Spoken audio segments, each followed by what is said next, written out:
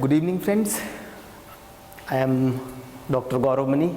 I am Assistant Professor of Electronics Engineering in Punjab Engineering College, Chandigarh. In this video, I will talk about that how you can sharpen your skills while you all are at home because of this pandemic, Corona.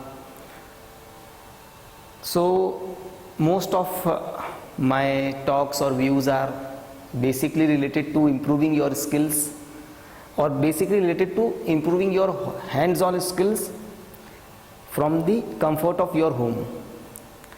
As you know, nowadays the challenge that we are facing in India is that the innovation in terms of product development is very low. Even the things that are in practice now, like for example Make in India, right, they are all gaining pace, but not at the level so that we can compare or we can walk head to head with our neighbor China, for example. So the difference that lies between India and China is that in China they have a very skilled labor, right? Even for the smallest of the work. For example, let's say soldering. So if we talk about soldering, which is the very basic things, that means to solder a particular component on a PCB board, right? Or in that also requires a lot of skill. And that skill can only be gained when you learn about the tips and techniques, that how a good soldering can be done, what should be avoided, what should be done, right? So for those things there are two ways. One is, of course, you have to learn through experiments, right? For this you need a dedicated lab. Now let's first talk about the lab thing. For the lab thing, Government of India has taken a very good initiative in the name of Atal Tinkering Labs in Dehradun. That lab is available at Manav Bharati India International School in Nehru Colony. That lab is open for all, it's free, and it has all the equipments, from soldering to a 3D printer that you can see here, right? So there are these labs, Atal Tinkering Labs. So you can come here anytime and practice with PCB boards, with Arduino, or with a 3D printer where you can print your design in 3D forms. Now, since in this time it is not possible to come to the lab and practice hands-on, so therefore the another thing that you can do is make use of the open source platforms. Now, what is open source platforms? Open source platforms are basically virtual labs, right? Which are open source means they are free to use. So they are developed by researchers, professors, engineers, for the students and for the community, so that the community who do not have the privilege of going to the lab can still learn the technique and can design their PCB board or their innovative ideas into the real product using these virtual labs. So in these virtual labs, what you can do is you can go to their website, make your account, which is free, and then you can start playing with the components that are there. So there are, in those labs, there are already those components. For example, there is a resistor, right? There is a LED, then there is the PCB board, then there are other components that you need, and using those components you can build your small projects. For example, you can just build a decorative light, right? So when we listen and we say only a decorative light, it seems very nuanced, but in reality the idea is not about designing a small decorative light, but the idea is to learn how to design it in innovative ways so that it looks different from the others. So you can have a decorative light which shows your name, which shows time, which shows which shows, for example, some of the other things, for example, which can show the address of your house, right? Similarly, by using the electronic components, let's say a programmable Arduino board, right, or a microcontroller, you can again innovate that light to spread the message. The lights that we see on the airports or on the railway platforms, where it says that welcome to New Delhi railway stations or other things, or there is a display board, right? So they are all basically a small decorative lights, but they are connected so as to provide a message or so as to perform a task, right? So therefore it is always important to start from the basics. To do this, you have various platforms, right? One of the platforms, or if you want to learn first, then you can go to the Government of India NASSCOM website, right? In the NASSCOM website, the link will be provided in the description of this video, so you can go to that link and then you can learn about various techniques respect to the digital projects. For example, you can learn about artificial intelligence, you can learn about machine learning, how computer works, how computer thinks, right?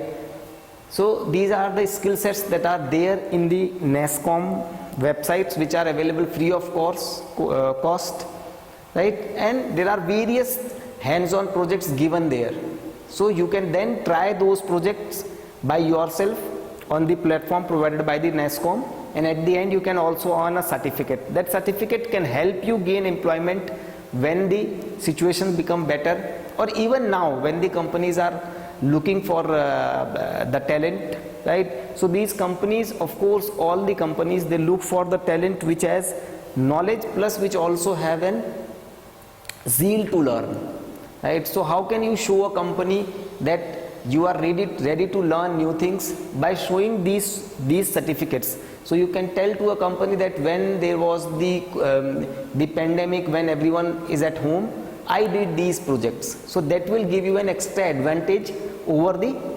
other participants, right? And that can show that you are a enthusiastic learner who always wish to learn new things, right? Open to new ideas, and that will create a good picture of yours on the employer, right? So one of the website that you can visit is NASSCOM. Second thing that you can visit is the portal called SWAYAM. SWAYAM is again a Government of India portal, right, in which you can learn about thousands of subjects from history to electronics to mathematics and to the basic labs. In the SWAYAM portal, there are thousands of virtual labs. So those virtual labs go from basic electronics labs to the fine art lab. So there you can learn, if you are interested in electronics, you can learn a lot about electronics components, how things work, how your let's say DSLR camera works, how your computer or the tablet works, right? What are the communication system, what is 4G, 3G, 5G, how they work, right? How do you talk between two people who are far apart, right? So these all tools and techniques you can learn there, as well as you can practice on the virtual lab, right? And at the end you will have the real time results. For example, if you are creating a device, right, that can sense the let's say temperature, right? Very basic device that can sense the temperature, then you can create those circuits on the virtual lab and you can see the real time results, right? And not only that, you can take the printout, you can take the results, right? And then whenever you go out and whenever you want to show to other people that what work you do, you can show them the real time results, and whenever the time permits, then you can replicate those circuits or those ideas into the real product, right?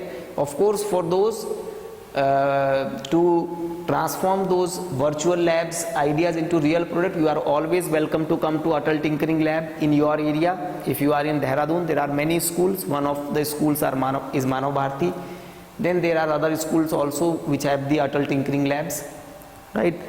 So do visit the SWAYAM portal, right? It is very important. Another thing that is important in this period of time is to engage yourself, right? Nowadays many people think that some of the subjects, for example, let's say basic sciences, right? Some people say, if I study mathematics, what I will do at the end, maybe I end up being a teacher, right? Or if I choose for, let's say, economics or history or other these subjects, right, what would be the career prospects for me?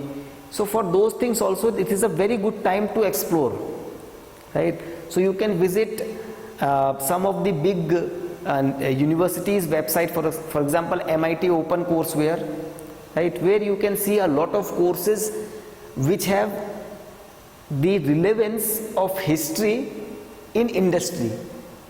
Now this is a thing that we actually have to think very, very seriously, because if we do not know the history of anything, right, it would be very difficult to innovate on this. For example, let's say if I am talking about this 3D printer, and if I do not know the history of 3D printer, right, I will not be able to innovate it, because I do not know from where it comes. Since I do not know the origin, so it would be difficult for me to innovate on this. So therefore this is the part where history comes into play.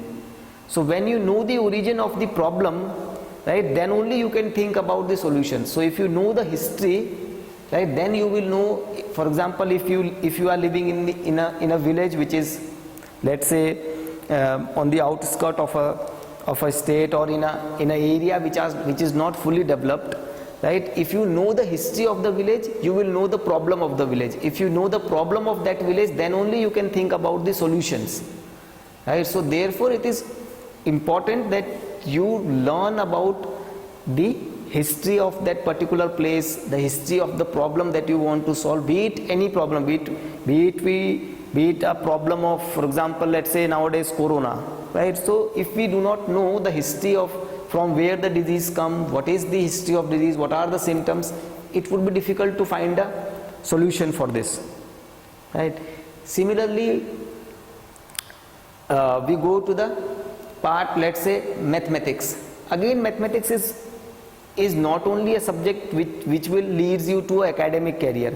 Mathematics again is one of the core subjects that is needed in all fields of engineering, right, especially in industries, because most of the artificial intelligence that we are doing nowadays, they are all based on the algorithms, and algorithms are based on the mathematics, right? So you should be aware of linear algebra, graph theory, probabilities, right, in order to develop an intelligent system, right? An intelligent system that we are having is nowadays, for example, driverless car, drones, right, they are all your mobile phone, right, they are all intelligent system. The smartwatch that I am having here is also an intelligent system, right?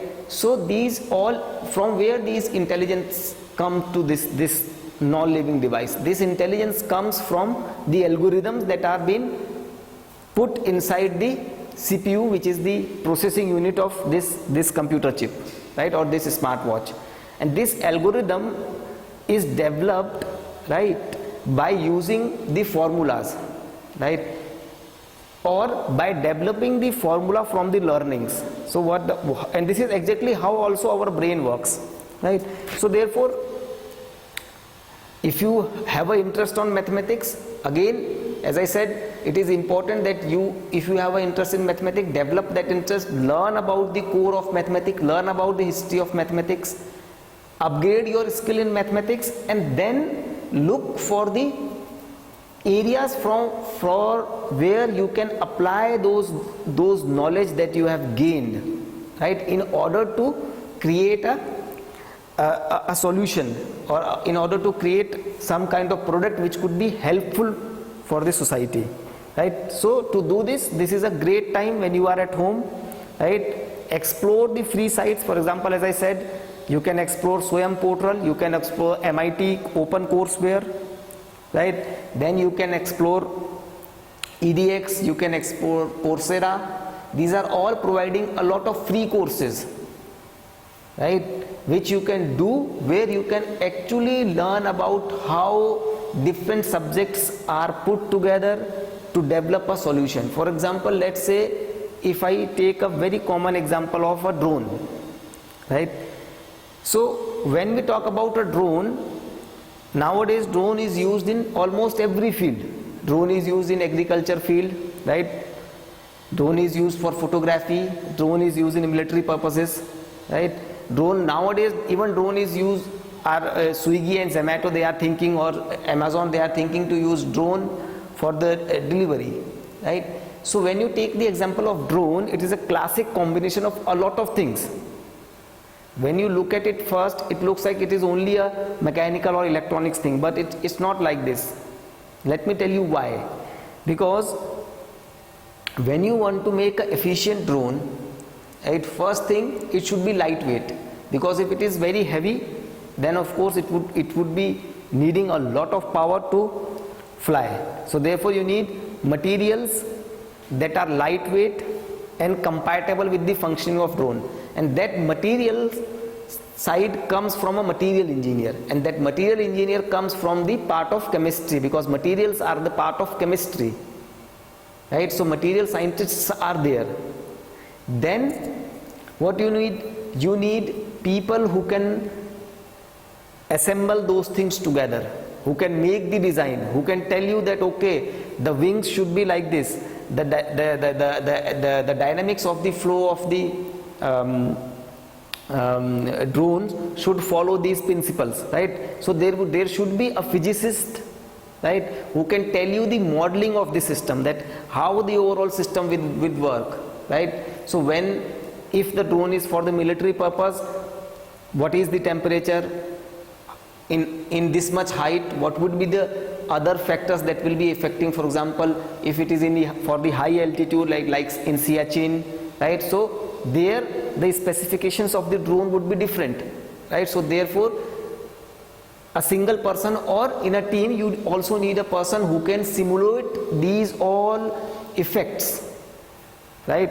So in this part you need a person who is a good programmer, who has a knowledge of these, to put all of these environmental factor, the external factor into effect, and create an environment so that you can test your drone, right? So you need this kind of person also. Then you need a person with a knowledge of electronics, right, who can actually program that drone, right, who can give you that okay, for this drone we need this kind of CPU, we need this kind of program, right? So we need a person with a knowledge of electronics, right? And again, lastly, we also need a person, right, with a knowledge of computer science, because if we are, let's say, just taking the example of the military drone, so our aim is to put that drone into the Himalayan terrain, let's say, or in the border, and take the pictures of the opposite army and then process them, right? So we need an engineer, computer engineer, or we can say a signal processing engineer who can take those pictures, because of course if a drone take pictures from the height, the pictures would not be so much clear, right? So therefore we need those people also who can develop those kind of algorithms that can actually tell the drone that from where to take the picture, and to make the drone intelligent enough so that it can by itself realize whether the picture it is taking is good or not, right? Otherwise, if we do not have those kind of algorithm, what will happen is we will send our drone will take a picture, it will come back to you, and then you will put those pictures into the computer, and then you will find out, oh, the pictures are not clear, we are not seeing anything. So this is a complete waste of time, right? So what we need is, we need the drone to be intelligent enough that when it is taking the picture, by itself it is self-checking whether the picture has the minimum quality requirement or not, right? If the picture taken by the drone is not meeting its algorithm, it will reject that picture and it will again try to take that picture. So in this way, what we do is we save a lot of things. We save our drone, we save our time, we save our power, right? And ultimately we take a very good picture. So therefore we need a programmer, an algorithm writer, right? So therefore a drone is not only, in a sense, when you look at from the outside, it looks like, okay, this is a drone, it is done by a robotics engineer. But in a sense, when you look at it, look at part by part, even if it is generated by a single person, that single person must be knowing all those things. So a single person must be knowing what kind of material or what kind of material should I choose for the wings, right? What kind of camera should I choose? What kind of microprocessor should I choose? Right? What kind of algorithm should I put into this? Right? So either a single person, he is knowing all those things and creating a drone, or there could be a team. So what I mean to say from this example is that when you want to innovate or develop something, that the important part is not that you know everything, but you are expert of your own field, whether it is designing, whether it is chemistry, whether it is bio, whether it is mathematics, computer science, electronics, whatever it is. But you should be well aware of the tools and techniques that are available on that field. So for these things, important is to keep upgrading, and to keep upgrading, the only option is to keep learning. And to keep learning, right, while you are at home, important is to use these open coursewares, right? So therefore, please visit the Swayam website, look for your course type, whatever you want to learn. You can learn purely theoretical subject, even you can learn a purely biological or psychological subject. For example, the behavior of human beings, how a particular human being behaves. So if you are interested on those things, you can also do those courses. That will be also useful, right? I can give you an example that where these things are useful in treating the people with some disability, right? So for example, nowadays we know that medical sciences has advanced a lot, right? How this advancement come?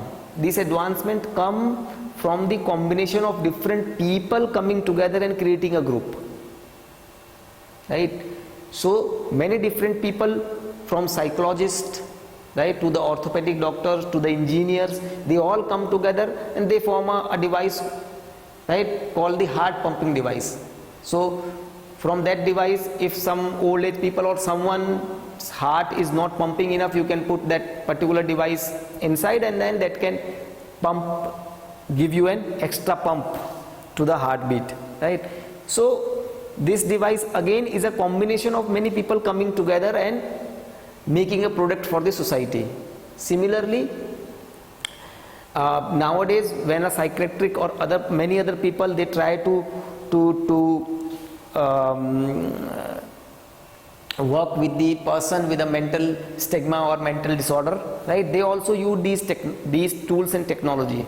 So they call a lot of engineers, right, who are good at modeling the different behaviors. So what they do, engineers will do, the doctors will ask question, they will take out the response, and then from that response they will put out the algorithm, and they from those algorithms they predict that okay, the behavior of this person is in this way, and from this they can find out a very efficient way to work with that kind of people, right? So this is a way from where we can actually heal a lot of people who are in depression, right?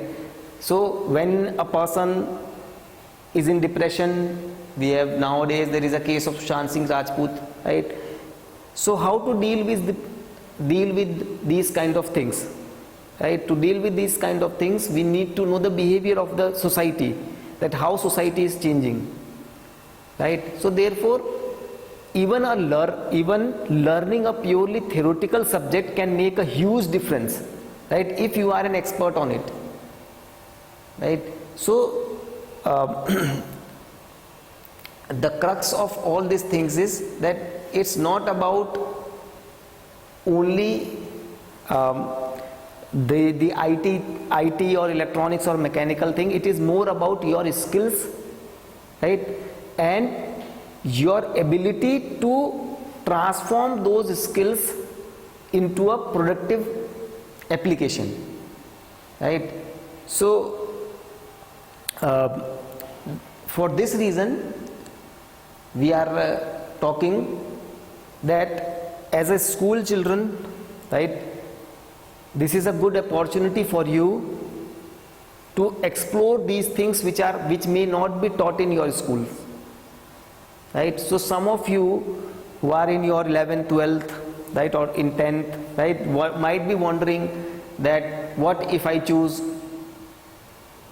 a particular subject as my career, right? So my point here is again the same. Go for it, right? Use internet very wisely and productively. Go to internet, go for these courses. Almost all the universities from Harvard to Stanford to IITs, they are providing the free courses. You can talk with the professor directly there, right? Go for those courses that you like. Learn, right? Even if you learn one particular technique, right, in 1 year, that will also be very, very useful, right? It might not be possible for you to learn all the techniques in 1 year, but you can, if you start, right, you learn one particular subject, one particular technique, then try to implement it, right? Then go for a second technique, talk with the people who are involved in this field, right? So by the time you pass your schooling and you are entering the college life, right, or starting your career, let's say, you will at least have a skill set behind you. And if you have a skill set behind you, right, there will be no way that you will be an unemployment position, right? So you will always have something in your hand.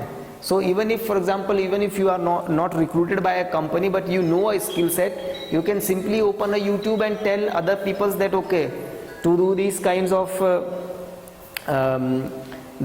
experiment, you can open your own web page, your blog, your YouTube, right? And you can start teaching other people about these skills. These skills could be anything. If you are good at public speaking, you can tell people about public speaking, right? If you are good about some other tools and techniques, you can make those videos, right? So by this way, you generate a employment possibility not only for yourself but also for other people, right? So this is a very important point here, which is a skill set. If you only have a degree and you do not have a skill set, doesn't matter you have a degree from Harvard or IITs, nobody gonna take you, right? The people that are in demand today is not because of their degrees. They are in demand today because they know something, right? They can give something. So if you do not have anything to give, sooner or later people will avoid you because they will tell, okay, he doesn't know anything, उसके पास कुछ है ही नहीं, तो फिर लोग आपके पास नहीं आएंगे, right? So you should have something in your pocket, right? Something in your personality, something in your mind, right? So that you can tell people that, okay, why should I choose you? And you can say that your company works on this field and I have these skills that are useful for your company, right? And this is the reason why you should choose me. Otherwise the company will ask, why should we choose you, and you will be unanswered, or you will simply say, sir, I have degree related to your field, or I have this, and the company will say, okay, these are there, but can you do this work? And then if you do not have that skill, that knowledge, that is a dead end, right? So please do not get panic about this situation. There is nothing like that. Keep entire world is going towards the dead end. The point is, now more than the degrees, skill set will matter for sure. As I told you, one of the sources for the hands-on experience is the Atal Tinkering Lab. Other sources which are available online is a SWAYAM portal of Government of India, NASSCOM portal, Government of India, and the free open courseware provided by the various high-end universities like MIT and Harvard. Right? So go there, choose the subjects that you want to learn. Right? There is no timeline. You can give 1 hour a day, you can give 2 hours a day, or even 1 hour a week. Right? And please, when you learn something, try to implement it in virtual environment. Right? There is the virtual lab for almost all fields. Right? Simply, if you look at the links that are given on the description of this video, you can find out the labs for almost all the practical applications. Right? So this is very important in this situation to keep yourself engaged, to keep yourself aware of the new trends in technology, to keep yourself aware of the demands that the industry have in current time, right? And then to motivate yourself to learn new skills, right? Those, as I said, those new skills could be from any field of your interest. It doesn't need to be from a particular area. It could be related to history, related to psychology, related to photography, related to mechanical engineering, related to product design. You can use this 3D machine here. So you can use, for example, a lot of 3D tools are available free of cost where you can design, draw your product. Right? For example, you can draw a prototype of a purse, and then you can come to the ATL lab and make a printout here. Right? So you can see, you can tell that okay, this purse has this kind of advantage, or the design is in this way. Right? So you can generate, or you can sharpen your skill sets, right, using the online software first, and then come to these labs whenever available, and use those skill sets that you have learned through the online learning to generate the practical applications. Right?